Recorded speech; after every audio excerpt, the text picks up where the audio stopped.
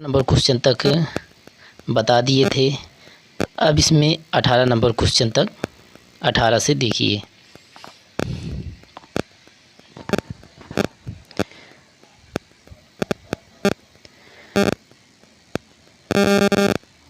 जिन स्वरों के उच्चारण में दो मात्रा का समय लगता है या ह्रस्व से दोगुना समय लगता है उनको कहते हैं गुरु स्वर कहा जाता है। उन्हें क्या कहा जाता है? गुरु स्वर कहा जाता है।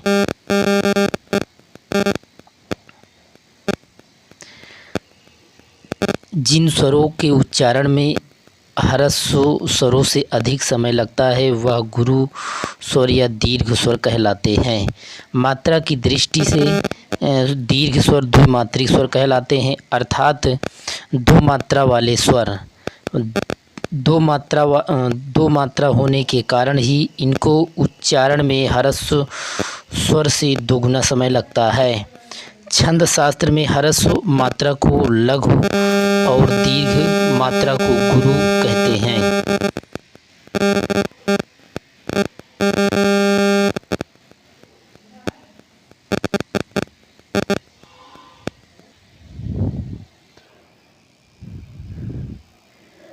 उन्नीस नंबर क्वेश्चन, निम्नलिखित में से कौन सा दीर्घ स्वर है?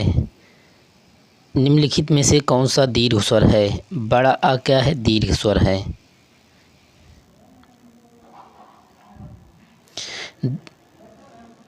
मूल दीर्घ स्वर बड़ा आ, बड़ी ई, बड़ा ऊ होता है। छोटा ऊ ह्रस्व स्वर, छोटा ए आ संयुक्त स्वर होता है। ओ क्या होता है? संयुक्त स्वर होता है। नेक्स्ट क्वेश्चन, निम्नलिखित में से कौन सा संयुक्त स्वर नहीं है? संयुक्त स्वर इसमें कौन नहीं होगा? इसमें सी क्या होगा? संयुक्त स्वर नहीं होगा। ऊ संयुक्त स्वर नहीं है बल्कि दीर्घ स्वर है। हिंदी वर्णमाला में 11 स्वर हैं जो इस प्रकार हैं: ह्रस्व स्वर बड़ा आ, बड़ी ई, छोटा ऊ, ऋषि, और दीर्घ स्वर बड़ा आ, बड़ी ई, बड़ा ऊ। ह्रस्व स्वर में सब छोटा होता है और संयुक्त स्वर में जो दो दो स्वरों को मिलाकर बनते हैं ए, ऐ, ओ, औ होता है। ठीक, अब इसमें नेक्स्ट क्वेश्चन ध्यान दीजिए।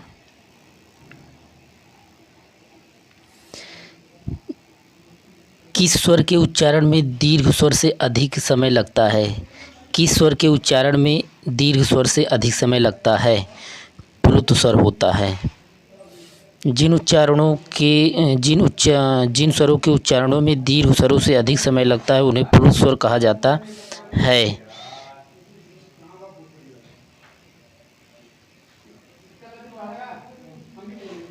प्लुत स्वर कौन होते हैं? प्लुत स्वर इसमें कौन होता है? ओम होते हैं, प्लुत स्वर होते हैं। प्लुत स्वर ओम प्लुत स्वर होता है।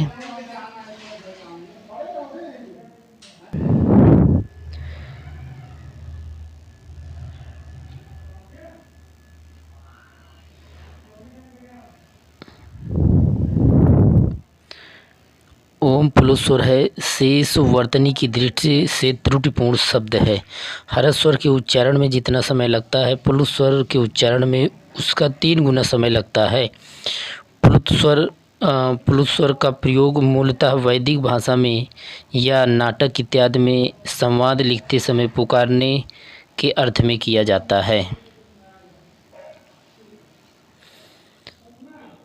अब इसमें संयोग, संधि या संयोग के आधार पर स्वर। निम्नलिखित में से किस स्वर को संयुक्त स्वर माना गया है? निम्नलिखित स्वर को किस स्वर को संयुक्त स्वर माना गया है? ऐ को संयुक्त स्वर माना गया है।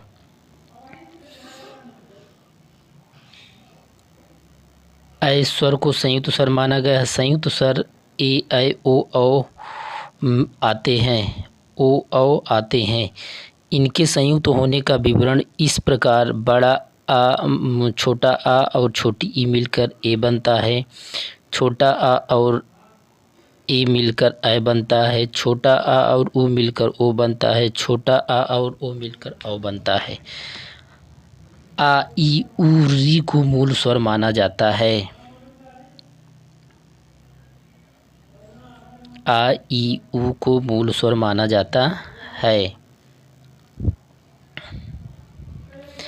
निम्नलिखित में से कौन सा मूल दीर्घ स्वर नहीं है? मूल दीर्घ स्वर कौन सा नहीं होगा?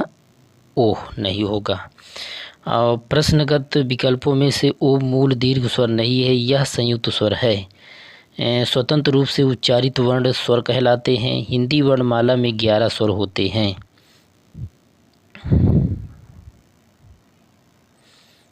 ह्रस्व स्वर क्या होते हैं? जिन स्वरों की उत्पत्ति दूसरे स्वरों से न होकर स्वतंत्र रूप से होती है वे ह्रस्व स्वर कहलाते हैं। जैसे छोटा आ, छोटी ई, छोटा ऊ, री। इन्हें मूल स्वर या एक मात्रिक स्वर भी कहते हैं।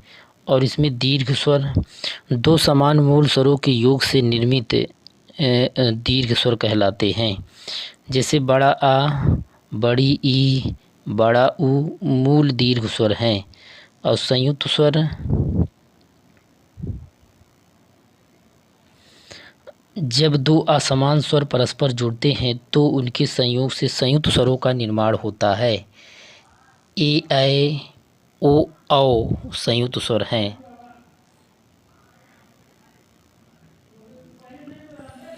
मुख विवर खुलने के आधार पर स्वर, इनमें से संवृत्त स्वर कौन है?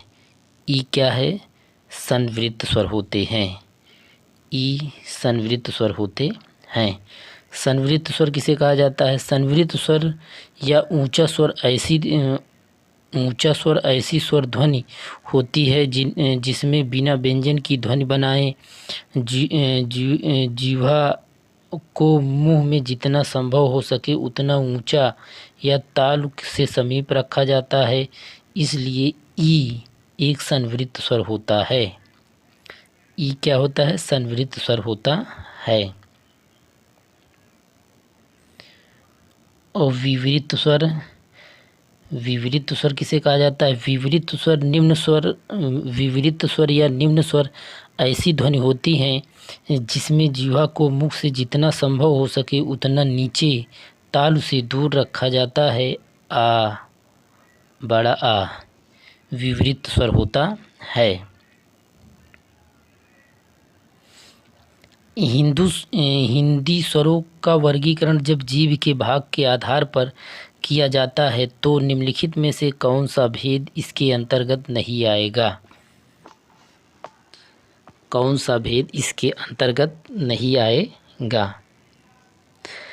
इसमें होगा विवृत्त स्वर।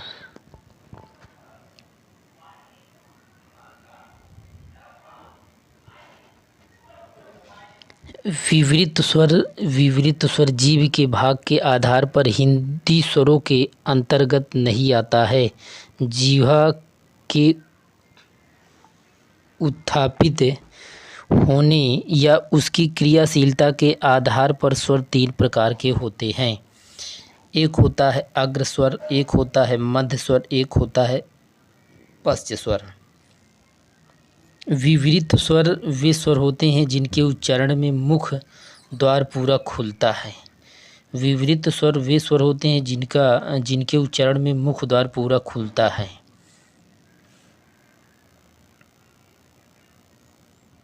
जैसे बड़ा आ मुख द्वार क्या होता है? पूरा खुलता है।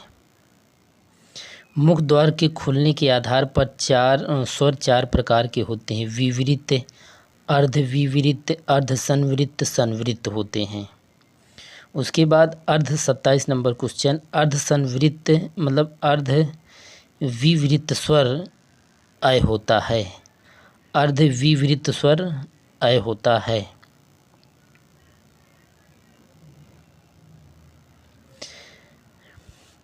मुख द्वार के खुलने के आधार पर स्वर 4 प्रकार के होते हैं जो इस प्रकार हैं। विवृत्त, जिन स्वरों के उच्चारण में मुख द्वार पूरा खुलता है, जैसे बड़ा आ। अर्धविवृत्त स्वर, जिन स्वरों के उच्चारण में मुख द्वार आधा खुलता है, छोटा आ, ऐ, आ, औ। अर्धसंवृत्त कौन होते हैं? अर्धसंवरित जिन स्वरों के उच्चारण में मुख द्वार आधा बंद रहता है ए ओ, उसे अर्धसंवरित कहा जाता है। संवरित जिन स्वरों के उच्चारण में मुख द्वार लगभग बंद होता है ई उ।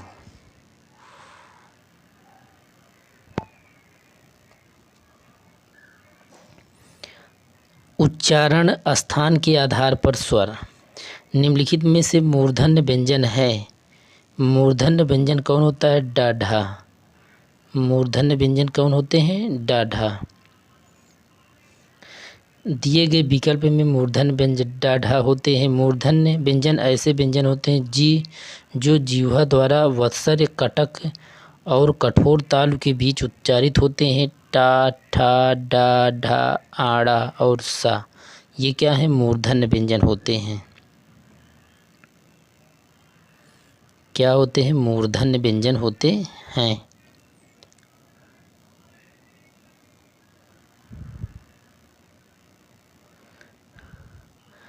निम्न में से का वर्ग का उच्चारण स्थान कौन सा है?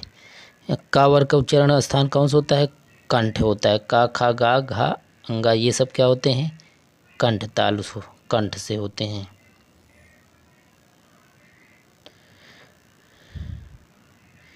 दिए गए विकल्पों में से का वर्ग का उच्चारण स्थान कंठ होता है? स्पर्श व्यंजन कंठ, स्पर्श व्यंजन कंठ, ताल, मूर्धा, दंत, ओष्ठ स्थानों के स्पर्श से बोले जाते हैं।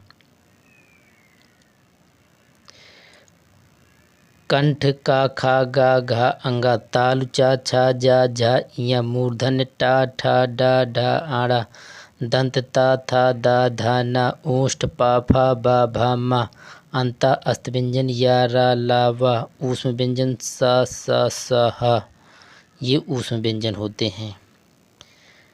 या, रा, ला, वा कौन सा व्यंजन है? अंतास्थ व्यंजन होते हैं। या, रा, ला, वा कौन सा व्यंजन होते हैं? अंतास्थ व्यंजन होते हैं। या, रा, ला, वा अंतास्थ व्यंजन के उदाहरण है ऊष्म व्यंजन सा, हा, दंत व्यंजन ता वर्ग और ला और सा, तालव्य व्यंजन चा वर्ग और या सा होते हैं। इसमें जितनी इसकी प्रैक्टिस करोगे उतना ये सारे क्वेश्चन आप लोगों को याद रहेंगे, जितना प्रैक्टिस करोगे।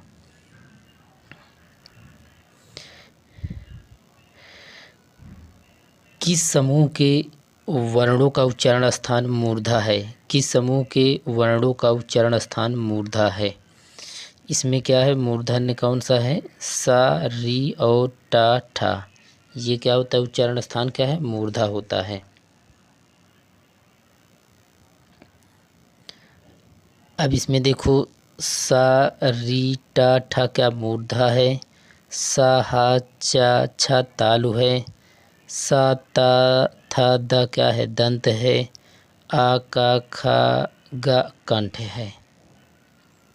विसर्ग का उच्चारण स्थान कहाँ होता है? कंठ से होता है। विसर्ग का उच्चारण स्थान कहाँ से होता है? कंठ से होता है।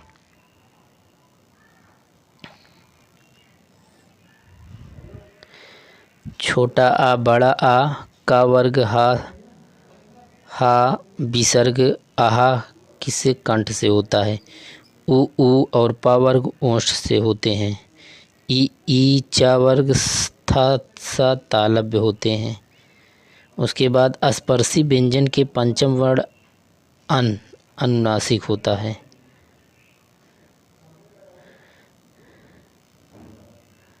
अनुनासिक होता है। निम्नलिखित में से कौन सा वर्ण तालव्य वर्ण नहीं है? तालव्य वर्ण सी मतलब का नहीं है। का क्या होता है? कंठ होता है। और चा, छा, जा, झा यहाँ क्या होते हैं? तालव्य वर्ण होते हैं।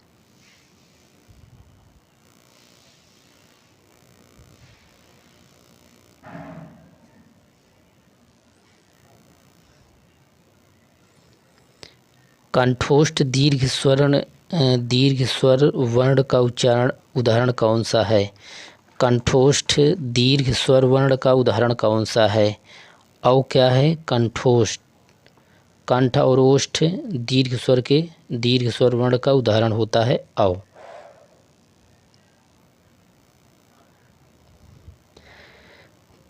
कंठ ध्वनि कौन सी होती है? छोटा आ बड़ा और का वर्ग। तालव्य ध्वनि कौन होती हैं? ई चा वर्ग सा और या।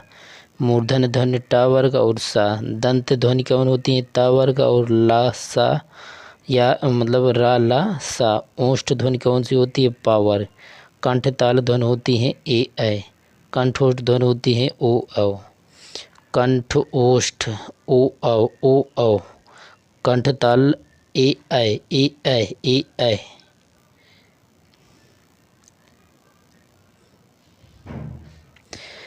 कंठ तालव्य दीर्घ स्वरवर्ण उच्चारण दीर्घ स्वरवर्ण का उदाहरण कौन सा है? कंठ और तालव्य कौन सा रहता है? ए ऐ दोनों क्या होते हैं? कंठ तालव्य होते हैं। ओ औ कंठोष्ठ होते हैं। उ ओष्ठ होता है। आ कंठ होता है। ई तालव्य ऋषि मूर्धन्य होता है। कौन सा वर्ण ओष्ठ नहीं है? ओष्ठ नहीं है आ। क्या है ये? कंठ है। आवर्ण ओष्ठ नहीं है या कंठ ध्वनि है। उ तथा पा वर्ग ओष्ठ ध्वनि होती है। निम्न में से कंठवर्ण कौन सा होता है? कंठवर्ण कौन सा होता है? आ होता है। कंठवर्ण ई तालव्य वर्ण उ ओष्ठ वर्ण होता है। ई चा छा जा झा इया कौन सा वर्ण होता है? तालव्य वर्ण होते हैं।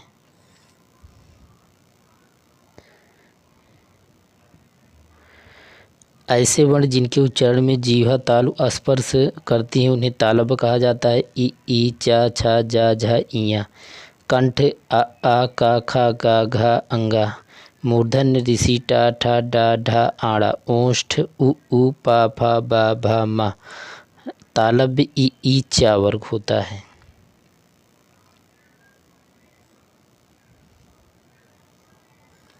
जीवा के आधार पर स्वर कितने प्रकार के होते हैं?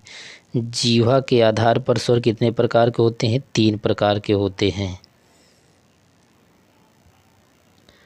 3 प्रकार के होते हैं। जीवा के उत्थापित होने वाली या उसकी क्रियाशीलता के आधार पर स्वर 3 प्रकार के होते हैं। एक होता है अग्र स्वर, एक होता है मध्य स्वर, एक होता है पश्च स्वर। जिन स्वरों के उच्चारण में जीवा का अग्रभाग सक्रिय रहता है उन्हें अग्र स्वर कहते हैं, जैसे ई ए ऐ। मध्य स्वर जिन स्वरों के उच्चारण में जीवा का मध्य भाग क्रियाशील रहता है उन्हें मध्य स्वर कहते हैं, जैसे छोटा आ। पश्च स्वर जिन स्वरों के उच्चारण में जीवा का पिछला भाग उत्थापित होता है उन्हें पश्च स्वर, जैसे आ, बड़ा आ, उ ओ औ होता है। और निम्न में ओष्ठ वर्ण कौन सा है? ओष्ठ वर्ण कौन सा है? उ है। ओष्ठ वर्ण होता है। अब इसमें कंठ आ तालु ई मूर्धन्य ऋषि ओष्ठ उ कंठ तालु ए ऐ और कंठोष्ठ ओ औ होता है।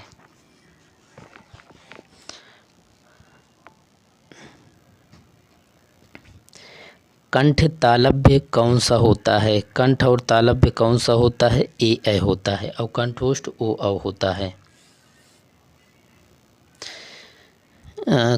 किस वर्ण का उच्चारण स्थान कंठ तालु है? किस वर्ण का उच्चारण स्थान कंठ ताल होता है? ऐ होता है। कंठ ताल कौन होता है? ऐ। अब देखो ये 42 नंबर क्वेश्चन, ये यूपीएसआई चकबंदी लेखपाल, यूपीएसआई बैच और यूपी त्रिपेलसी मंडी परिषद में ये चारों में ये सब क्वेश्चन आए थे।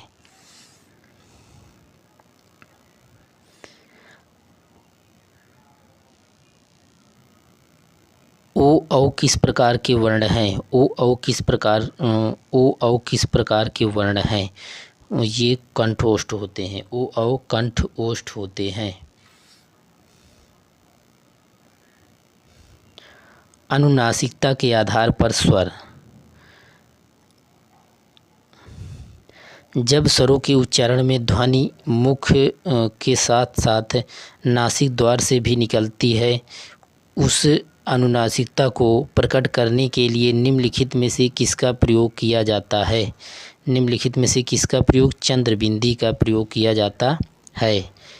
इसका ये क्वेश्चन कनिष्क सहायक भर्ती 2023 में आया हुआ है। अनुनासिक स्वरों का उच्चारण स्थल कौन सा है? ये है नाक और मुंह। अनुनासिक स्वरों का उच्चारण स्थल कौन सा है? नाक और मुंह। अनुनासिक स्वरों का उच्चारण स्थल नाक और मुंह से होता है और अनुनासिक का चिन्ह चंद्रबिंदी होता है।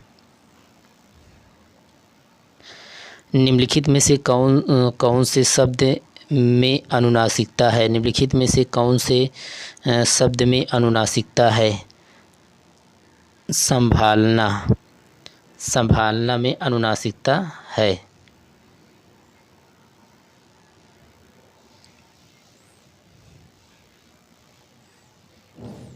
जिन स्वरों के उच्चारण में हवा नाक से निकलती है उन्हें कौन सा स्वर कहा जाता है? अनुनासिक स्वर कहा जाता है। अब इसमें ध्यान दीजिए, जिन स्वरों के उच्चारण में हवा नाक से निकलती है अनुनासिक स्वर आ ई आदि। निरुनासिक स्वरों के उच्चारण में हवा केवल मुख से निकलती है आ ई। जिनकी ध्वनि केवल मुख से निकलती है, जिनकी ध्वनि केवल मुख से निकलती है उसे निरुनासिक कहा जाता है।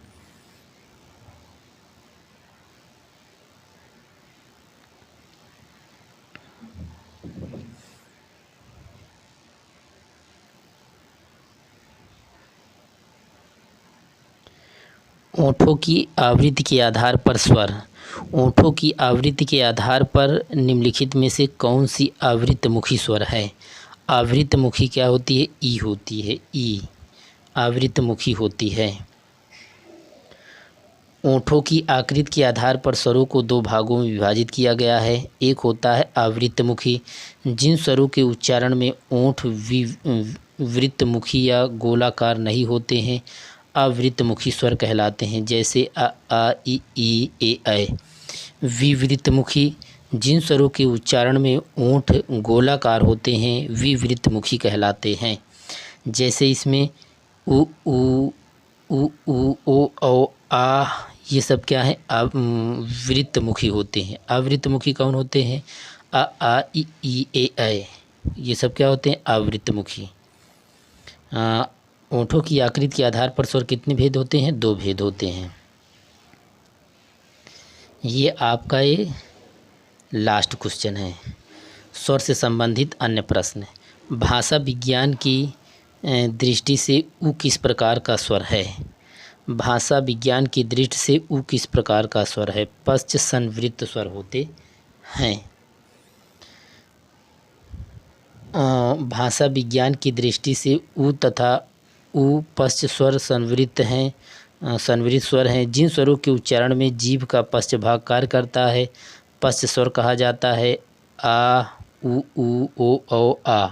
संवृत्त स्वरों उन स्वरों को कहा जाता है जिन स्वरों के उच्चारण में मुख द्वार लगभग बंद होता है। ई उ।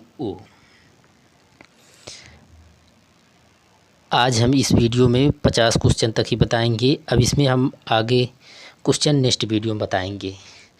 अब PDF प्राप्त करने के लिए आप लोग मेरे व्हाट्सएप नंबर पर SMS कीजिए, आप लोगों को PDF मिल जाएगा। 8299 77 22 15 इस नंबर पर व्हाट्सएप कीजिए। आप लोगों की चाहे जो PDF हो सब PDF आपको मिल जाएगा हर एग्ज़ाम के लिए। Thank you. जय हिंद, जय भारत।